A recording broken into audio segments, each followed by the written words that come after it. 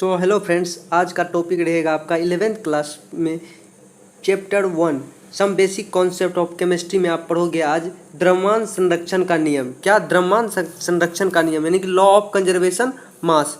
आप इस पे आप स्टडी करोगे। सबसे पहले आपको यहाँ पे गौर करके ध्यान दे के रखना है। ये वीडियो ज़्यादा लंबा नहीं होने वाला है। अब यहाँ पे देखो, ये जो लिखा हुआ है, आप अक्सर स्टूडेंट क्या करते होंगे, 11th क्लास के स्टूडेंट, 12th क्लास के स्टूडेंट इसको याद कर लेते होंगे।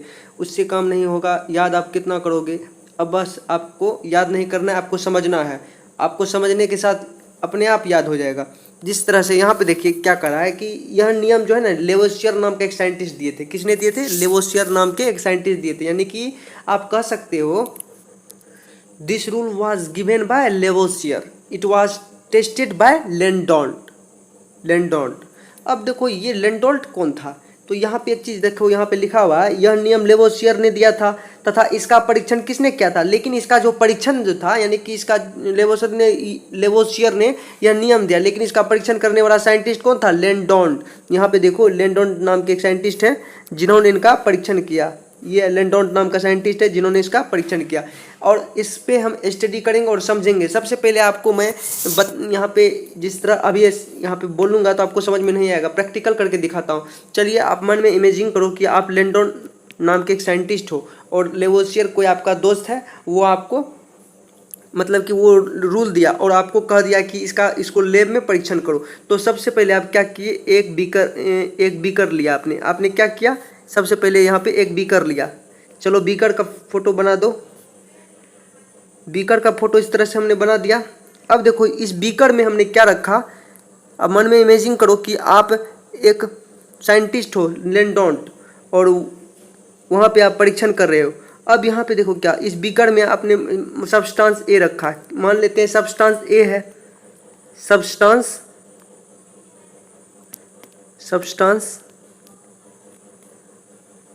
सब्सटेंस ए है ये। और ये जो इसके अंदर है, इसको रेड कलर से डिनोटेट कर देते हैं। और जो इस बीकर के अंदर है, इसको हम सब्सटेंस बी बोल देते हैं। क्या बोल देते हैं? Substance B. इसको आप नोट कर लीजिए, सब्सटेंस बी। ये आपका क्या हो गया? सब्सटेंस बी और सब्सटेंस ए। अब देखिए, इतना दूर समझ गए कि लैब में जब इसको परीक्षण कर रहा था लेंडोल्ट नाम के एक साइंटिस्ट, तो उन्होंने इस जो फ्लक्स है, यानी कि ये जो ट्यूब है, ट्यूब को अब यहाँ पे है, इस ट्यूब में एक सब्सटेंस है जिसका नाम सब्सटेंस ए है, और इस बीकर के अंदर जो सब्सटेंस है उसका नाम सब्सटेंस बी है। अब हम क्या किए, वो यानी वो साइंटिस्ट क्या किया कि अगले व्यू में आप देखोगे यहाँ पे कि अगले इमेज में यहाँ पे देखो कि अगले इमेज में यहाँ पे साइंटिस्ट ने क्या किया कि उस बीकर यानी बीकर में ट्यूब को डाल दिया। अब देखो, ये जो ट्यूब है, इस ट्यूब को पूरा इस तरह से बीकर में डाल दिया। जब ट्यूब को बीकर में डाल दिया, ट्यूब में जो पदार्थ था, यानी कि जो सब्सटेंस था, सॉरी, उस ट्यूब में जो सब्सटेंस थे, तो और उनसे रिएक्ट कर गया। कौन किया रिएक्ट?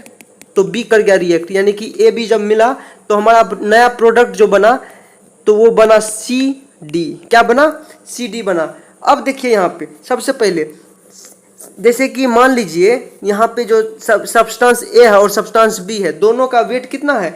दोनों का वेट रिएक्शन करने से पहले, इसको हम रिएक्टेंट बोलते हैं, या अभी बोल सकते हो अभिकारक। अभिकारक का मतलब जो अभिक्रिया में भाग लेने वाला। अभिक्रिया में भाग कौन लेगा? तो यहाँ पे वही समझेंगे। यहाँ पे लॉ ऑफ कंजर्वेशन मास क्या कहता है कि अभिकारक में जब भाग लेता है, तो यहाँ पे देखो, मान लेते हैं इसका वजन वेट है, मान लेते हैं 100 ग्राम। रिएक्शन करने से पहले इसका वजन कितना है? 100 ग्राम रिएक्टेंट का।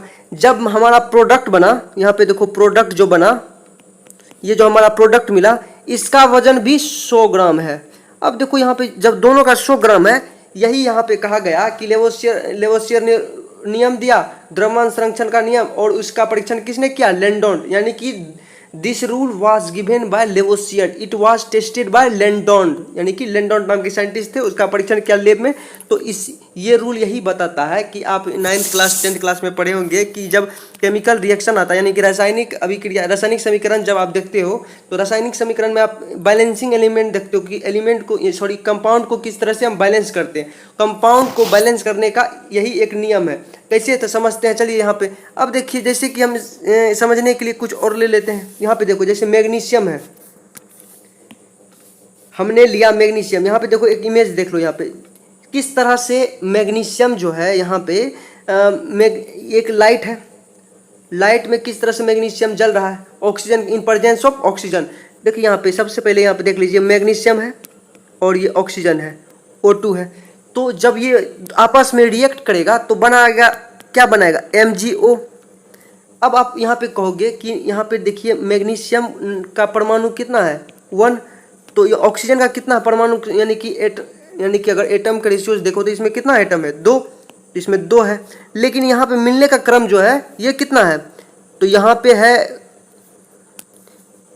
एक मैग्नीशियम है तो एक ऑक्सीजन है, एक मैग्नीशियम है और एक ऑक्सीजन है, यानी कि ये भी एक है और ये भी एक है। अब यहाँ पे यही कहने का मतलब ये है कि जो मैग्नीशियम और ऑक्सीजन जो रिएक्ट किया, तो यही लॉ ऑफ कंजर्वेशन का कहना है कि जो पहले का रिएक्शन, जैसे एक मैग्नीशियम है 2 ऑक्सीजन से रिएक्ट किया तो बनाया हमारा मैग्नीशियम ऑक्साइड। तो इससे आप मन में सोच रहे होंगे कि इसमें 2 ऑक्सीजन है, एक ऑक्सीजन कहाँ चले गया। लेकिन एक बात आपको जानना होगा कि जो ये आपका परमाणु है यानी एटम है, एटम का ना ही हम एटम को बना सकते हैं ना ही मिटा सकते हैं, एटम का ना ही सृजन कर सकते हैं ना ही उसको डिस्ट्रॉय कर सकते हैं।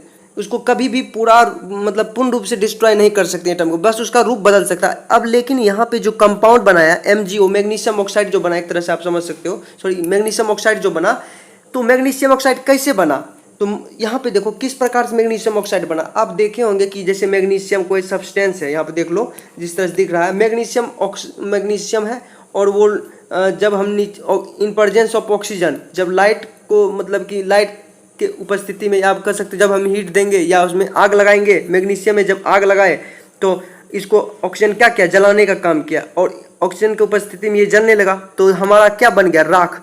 ये जो राख है, ये राख को ही हम मैग्नीशियम ऑक्साइड आप कह सकते हो, एक तरह से आप समझने के लिए बता रहा हूँ। इसी विधि को बताने के लिए जो साइंटिस्ट थे उन्होंने एक नियम बनाया, तो किस तरह से हम इसको बैलेंस कर सकते हैं। जिस तरह से यहाँ पे देखो ऑक्सीजन कितना, ऑक्सीजन की संख्या यहाँ पे 2 है, ऑक्सीजन की संख्या 2 है, तो उसी तरह यहाँ पे ऑक्सीजन की संख्या कितना है, 1 है। तो यहाँ पे हम बोलेंगे 2MgO, तो यहाँ पे 2 लिख देंगे। तो इसी तरह से ऑक्सीजन यहाँ जो है बैलेंस होता है, यानी कि कोई भी कंपाउंड जब 2 एलिमेंट या 2 रिएक्टेंट मिलके एक प्रोडक्ट बनाता है, वो प्रोडक्ट जो है उसका बनने का तरीका चेंज हो सकता है, लेकिन जो उसका एटम है, एटम का साइज, एटम का बैठने का तरीका अलग हो सकता है। लेकिन आप ये नहीं कह सकते हो कि यहाँ पे 2 ऑक्सीजन है तो यहाँ पे एक ऑक्सीजन गायब हो गया, गायब नहीं होता कुछ भी, लेकिन बैठने का तरीका इसमें चेंज हो जाता है। बस इस तरह से अपने भाषा में आप समझ सकते हो और यहाँ पे आप देख के भी समझ सकते हो। अब आगे देखते हैं, यही यहाँ पे कहा गया है, यहाँ पे देखो कि इस नियम के अनुसार किसी भी रासायनिक या भौतिक समीकरण में द्रव्यमान को क्या बोल रहा है, उत्पन्न किया जा सकता है और ना ही नष्ट किया जा सकता है। और देखो यहाँ पे द्रव्यमान को कभी भी ना तो उत्पन्न किया जा सकता है, जैसे कि हम मान लेते हैं यहाँ पे उसी तरह से ले लो, यहाँ पे 120 ग्राम मैग्नीशियम है, तो यानी कि ये दोनों मिलके 120 ग्राम यहाँ पे दिए इसको रिएक्ट करने के लिए।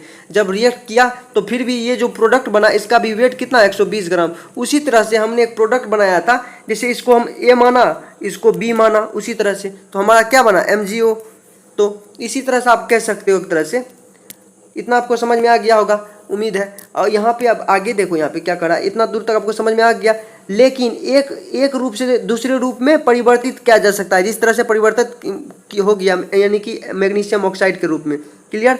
लेकिन अब देखो, इसे द्रव्यमान संरक्षण का नियम कहते हैं, और जो ये बना इसी को हम द्रव्यमान संरक्षण का नियम कह सकते हैं। यदि क्रियाकारक उत्पाद में पूर्ण रूप से, यहाँ पे देखो, यदि क्रियाकारक उत्पाद में पूर्ण रूप से परिवर्तित, तब क्रियाकारक के द्रव्यमान का योग उत्पाद के द्रव्यमान के योग के समान होता है। वही हमने कहा यहाँ पे, जो रिएक्टेंट है यानी कि जो अभिकारक है यानी क्रियाकारक जो हमारा पहले बना था, तो बनने के बाद यानी कि A+B मान लेते हैं 100 ग्राम है। जब रिएक्ट करने के बाद जो बना हमारा CD जो बना, ये जो प्रोडक्ट बना CD, तो इसका भी वेट कितना है, 100 ग्राम, यानी कि जो रिएक्शन करने से पहले भी 100 ग्राम और रिएक्शन करने के बाद भी 100 ग्राम। यही था लॉ ऑफ कंजर्वेशन। चलिए कुछ टॉपिक और समझते हैं। यहाँ पे देखो, यहाँ पे कुछ नहीं दिख रहा होगा थोड़ा सा, मैं आपको एक्सप्लेन कर देता हूँ ताकि आप लिख पाओ।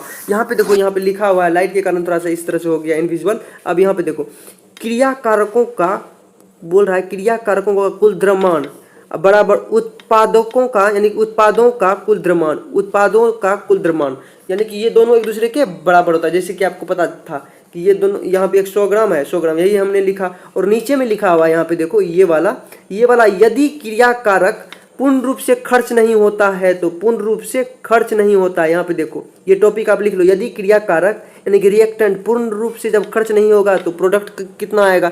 मन में ये भी होता होगा आपके मन में। चलिए ये भी समझ लेते हैं, इसको एग्जाम्पल के थ्रू समझते हैं। चलिए समझते हैं। यहाँ पे देखो, यहाँ पे नोट कर लीजिए इसको, क्रिया कारक का कुल द्रव्यमान बराबर उत्पाद का कुल द्रव्यमान। उत्पाद मतलब जो प्रोडक्ट हमारा निकला, लेकिन अक्रियाशील और प्लस जो उसके साथ में बच जाएगा, जो रिएक्शन में भाग नहीं लेगा यानी कि अभिक्रिया में भाग नहीं लेगा, वो उसको बाद में इस तरह से हम लिख सकते हैं। अक्रियाशील क्रिया कारक का द्रव्यमान, उसका द्रव्यमान हम अलग से लिख सकते हैं। कैसे, चलिए हम समझते हैं। जैसे कि यहाँ पे देखो ए प्लस बी यानी कि रिएक्टेंट है, तो अब यहाँ पे हमने इसको दिया कितना 100 ग्राम दिया रिएक्शन करने को, तो ये 100 करना, ये जो प्रोडक्ट बना ये रिएक्टेंट है, आर लिख देता हूँ यानी कि अभिकारक है, आप समझे ना, अभिकारक है ये। और जो ये प्रोडक्ट बना सी और डी प्रोडक्ट बना, सी प्लस डी एक प्रोडक्ट बना। अब देखिए इसमें जो अभी यानी कि अभिक्रिया हमने इसको दिए 100 ग्राम ये इसका वेट हुआ, इसको जब नापे तो इसका वेट कितना था 100 ग्राम, लेकिन ये 80 ग्राम ही यानी रिएक्शन में अभिक्रिया में भाग लेते हैं। जो रिएक्शन है यानी अभिक्रिया है, ये दोनों रिएक्टेंट यानी अभिकारक जो है, ये दोनों रिएक्टेंट जो है 80 ग्राम ही भाग लेता। कितना, तो 80 ग्राम। ये जो बच जाएगा तो इसको हम यहाँ पे लिख देंगे 80, ये 80 जो कितना बच गया, तो बच गया आपका 20 ग्राम, तो 20 ग्राम को आपको यहाँ लिख सकते हैं। तो 20 ग्राम में इसका वेट 20 ग्राम यहाँ पे लिख देंगे, और 80 ग्राम इसका हो गया वेट, तो हो गया 80 प्लस 20 180 प्लस 20 तो कितना हो गया 100 ग्राम। तो ये 100 ग्राम पुर गया। तो यही यहाँ पे कहा गया अक्रियाशील क्रियाकारक का द्रव्यमान। तो अक्रियाशील जो अक्रियाशील है, अक्रियाशील कौन है, तो ये आपका अक्रियाशील है, ये जो 20 ग्राम है। और जितना रिएक्शन में भाग लिया था, रिएक्शन में भाग कितना लिया था 80 ग्राम, तो 80 ग्राम यहाँ पे ये रहा, ये जो प्रोडक्ट बनाया हमारा ये 80 ग्राम का प्रोडक्ट बना। उसी तरह से चलिए कुछ और तरीके से इसको समझते हैं। एक एग्जांपल मैं और दे देता हूँ, चलिए ले लेते हैं। H2 प्लस Cl2 दोनों मिलके बनाया हमारा 2HCl यानी कि हाइड्रोक्लोरिक एसिड आप कह सकते हो इसको। अब चलिए यहाँ पे समझते हैं। यहाँ पे देखो परमाणु की संख्या कितना है, यहाँ पे देखोगे आप परमाणु की संख्या 2 है, यानी कि एक तरह से आप कह सकते हो ये दोनों बराबर है, और ये भी LHS बराबर RH है, यानी कि बराबर है एक दूसरे के। यहाँ पे 2 एटम है, हाइड्रोजन एटम कितना है 2, तो क्लोरीन एटम भी कितना है 2। तो हम दोनों का द्रव्यमान यानी मास देख लेते हैं। जिस तरह से यहाँ पे 2 हाइड्रोजन है, तो एक हाइड्रोजन का 1 होता है, तो 2 हाइड्रोजन का कितना होगा 2, तो यहाँ पे इसका द्रव्यमान कितना हो गया 2। अब जब इसका द्रव्यमान 2 हो गया तो क्लोरीन का कितना होता है, क्लोरीन का एटॉमिक नंबर 17 होता है। तो क्लोरीन का जब एटॉमिक नंबर 17 होता है तो इसका एटॉमिक मास कितना होगा 34, या एक विषम संख्या तो एक प्लस जोड़ देंगे उसमें, 34 से 35 हो जाएगा, 35.5 आप कह सकते हो, तो 35 में ही मान सकते हो एक तरह से 35.5। तो इसमें लेकिन क्लोरीन का संख्या कितना है 2, तो 35 कितना हो गया आपका, यहाँ पे 2 है तो उसको 35 गुना 2 करोगे, 35.5 गुना 2 तो हो जाएगा आपका लगभग आप कह सकते हो 70 प्लस 1 कौन, तो ये 5 जो है आपका 35.5 गुना 2 5 दूनी 10, इसको आप 1 बोलोगे तो ये हो जाएगा आपका 71 के बराबर। कितना, तो 71 हो जाएगा आपका ये क्लोरीन। जब अब देखो जब यहाँ पे ये इसका जब हम निकालेंगे तो इसका कितना होगा, इसका द्रव्यमान HCl का द्रव्यमान हो जाएगा 70 प्लस 71 प्लस 2, तो हो जाएगा आपका इसका द्रव्यमान निकल जाएगा आपका कितना, तो आपका यहाँ पे निकल गया 73 ग्राम। अब यहाँ पे देखो 73 ग्राम में आप यहाँ पे एक चीज़ देखोगे तो यहाँ पे क्लोरीन कितना है 73, इसका वेट कितना हो गया पूरे का, इस पूरे का हो गया 73 ग्राम। लेकिन क्लोरीन जो पर्सनली क्लोरीन है इसका कितना है 35.5, और यहाँ पे एक हाइड्रोजन है तो उसका 1 हो गया, तो गुना 2 इस तरह से आप कर सकते हो। तो हम इसको इस तरह से भी लिख सकते हैं 1 प्लस 3.5, इसको आप इस तरह से लिख सकते हो 35.5, इस तरह से आप लिखो, और या आप इस तरह से, या आप इसको नोट कर लीजिएगा। चलिए आप इसको नोट कर लीजिए। चलिए दूसरा टॉपिक समझते हैं अब। उम्मीद है ये आपको अच्छे से समझ में आया होगा। आप 1-2 बार प्रैक्टिस कर लो, आपको निश्चित तौर पे ये समझ में आ जाएगा। बहुत इजी टॉपिक है, बस आपको गौर से और ध्यान से देखना है ताकि आप अच्छे से सुन सके और अच्छे से आप देख के आप समझ जाओगे। अब यहाँ पे देखो क्या कर रहा है, यह नियम किसने दिया था? प्राउस्ट ने द्वारा दिया गया था। यहाँ आप समझते हैं, ये टॉपिक देख लो यहाँ पे क्या कर रहा है, निश्चित अनुपात के को यानी कि निश्चित अनुपात का नियम यानी कि स्थिर संगठन का नियम। आप हिंदी में इस तरह से कहोगे, इंग्लिश में आपका हो जाएगा लॉ ऑफ डेफिनिट प्रोपोर्शन यानी लॉ ऑफ कांस्टेंट कंपोजिशन। यहाँ पे यही देखेंगे कि एक प्राउस्ट नाम का एक साइंटिस्ट था जिन्होंने एक नियम दिया। चलिए उस पर देख लेते हैं। यह नियम प्राउस्ट द्वारा दिया गया था और इस नियम को आप पढ़ोगे तो उस तरह से समझ में नहीं आएगा। यही अगर डिटेल में जानना चाहोगे तो यहाँ पे समझो। यहाँ पे जिस तरह से यहाँ पे कहा जा रहा है कि जिस तरह से आप यौगिक पढ़े होंगे कि यौगिक जो होता है ना, 2 परमाणु निश्चित अनुपात में मिलने के बाद जो नया प्रोडक्ट जो बनता है, नया गुण वाला पदार्थ, उसी से यौगिक बन सकता है। अंट संट जो परमाणु नहीं मिलता है तो वही निश्चित अनुपात में परमाणु मिलता है, तब जाके यौगिक का निर्माण हमारा होता है। तो यही यहाँ पे देखेंगे कैसे यौगिक बनता है। चलिए समझते हैं। जिस तरह से यहाँ पे देखो कहा जा रहा है, यह नियम प्राउस्ट द्वारा दिया गया था। इस नियम के अनुसार यौगिकों में उपस्थित प्रत्येक परमाणु का भार के अनुसार अनुपात समान रहता है। चाहे यौगिकों को विभिन्न स्रोतों से प्राप्त किया जाए लेकिन उसका भार जो होता है समान होता है। अर्थात यह यौगिकों के बनने की विधि या यौगिकों को प्राप्त करने के स्रोत पर निर्भर नहीं करता। अब आप यहाँ पे कहोगे तो हम जानते हैं कि भार जो आपका है उसको नष्ट कभी नहीं किया जा सकता है, बल्कि उसका स्थान यानी कि इसका रूप बदला जा सकता है, लेकिन भार चेंज नहीं होगा जिस तरह से एटम चेंज नहीं होगा। ये एक प्राउस्ट ने कहा था, एक साइंटिस्ट ने। तो एक चीज़ यहाँ पे एक उदाहरण देख लो, H2O ले लेते हैं। यहाँ पे H2O यानी जल। आप जल जो है कहीं का भी ले लो, घर का ले लो या पटना का ले लो या दिल्ली का ले लो या आप मुंबई का ले लो या इलाहाबाद का ले लो, कहीं का भी ले लो या तो सबका फॉर्मूला कितना होगा? H2O ही होगा। सबका फॉर्मूला H2O ही होगा और सबका जो अनुपात निकलेगा, जिस तरह से यहाँ पे देखो इसमें एक ऑक्सीजन है तो इसका द्रव्यमान कितना होगा ऑक्सीजन का? तो 16। तो उसी तरह से यहाँ पे हाइड्रोजन का अनुपात कितना होगा?